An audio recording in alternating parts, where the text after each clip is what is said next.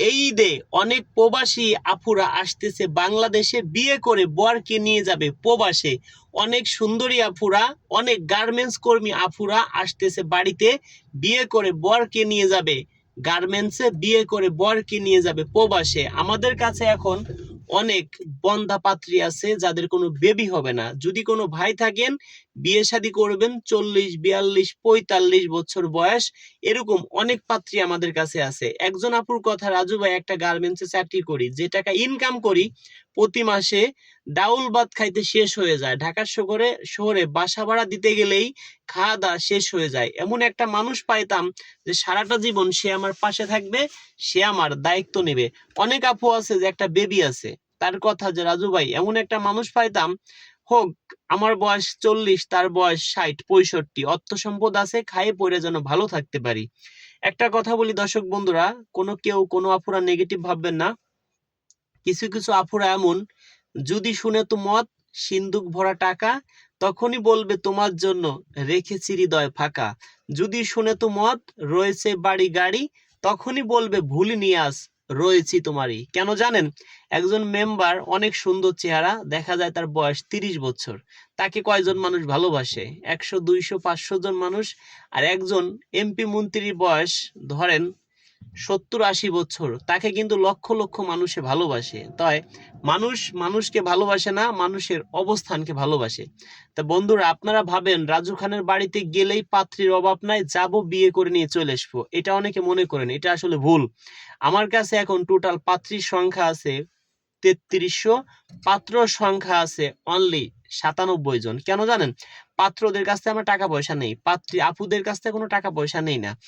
সেই ক্ষেত্রে এই মুহূর্তে অনেক আপুরা আসছে ছুটিতে, তারা বিয়ে করে বরকে নিয়ে যাবে প্রবাসে। অনেক প্রবাসী আপুরা আছে। একটা প্রবাসী আপু কিন্তু একটা বয়স্ক লোককে বিয়ে করতে চায় না, তারাও চায় স্মার্ট, হ্যান্ডসাম, দেখতে শুনতে অনেক সুন্দর হবে। আর একজন ধরেন গরিব একটা আপু, সে চায় একটু বয়স্ক লোককে বিয়ে করব, সে চেহারা যেমনই হোক খাইয়ে পরে ভালো থাকতে পারবো।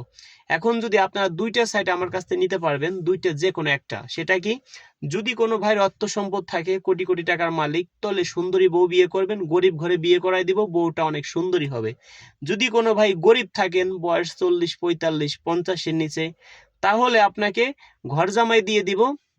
অনেক আপুরা চায় ঘর জামাই। একটা আপু যদি বাড়িতে তার ধরেন স্বামী নাই, তার বর নাই, এখন যে বাড়িতে যদি একজন ম্যানেজার রাখে, প্রতি মাসে যদি 10,000 টাকা বেতন দেয়, বছরে 1,20,000 টাকা, 10 বছরে 12 লক্ষ টাকা। এখন ওই আপু যদি একটা ভাইকে বিয়ে শাদী করে সংসার করে, এই টাকাটা কিন্তু দেয়া লাগে না। লাভ কাদের? আপুদের লাভ। আমরা একটা বাড়িতে থাকবো, আমাদের কিন্তু লস। তো সেই ক্ষেত্রে এখন আমাদের অনেক পরিমাণ ঘর জামাই লাগবে।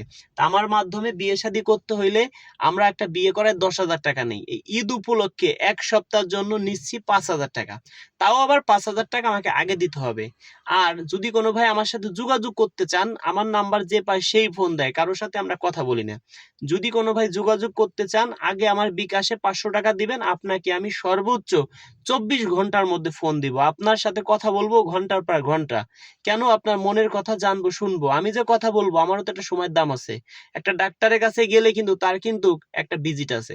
তা আমার কাছে আপনি আসবেন, আপনার মনের কথা জানবো, শুনবো, আমারও তো কিন্তু একটা ভিজিট আছে, আমারও তো সময় নষ্ট হবে। সেই ক্ষেত্রে আমার বিকাশ নাম্বার, আগে 500 টাকা অ্যাডভান্স করবেন, আপনাকে আমি ফোন দিব। আমার বিকাশ নাম্বার 01974787974, একটা 01724418785, দুইটা 01785930510। এই যে একটা, তিনটে নাম্বার, এই তিনটে নাম্বার ছাড়া অন্য কোনো নাম্বারে কেউ অ্যাডভান্স করবেন না, করলেই প্রতারণার শিকার হবেন। তো যারা ভালোবাসেন, ভিডিওটা শেয়ার করে দিবেন। 500 টাকা অ্যাডভান্স করার পরে আমার বাড়ি এসে কিন্তু আরো 5,000 টাকা দেওয়া লাগবে। প্রস্তুত থাকেন, এই ঈদে অনেক পরিমাণ ঘর জামাই লাগবে আমাদের। ধন্যবাদ সবাইকে।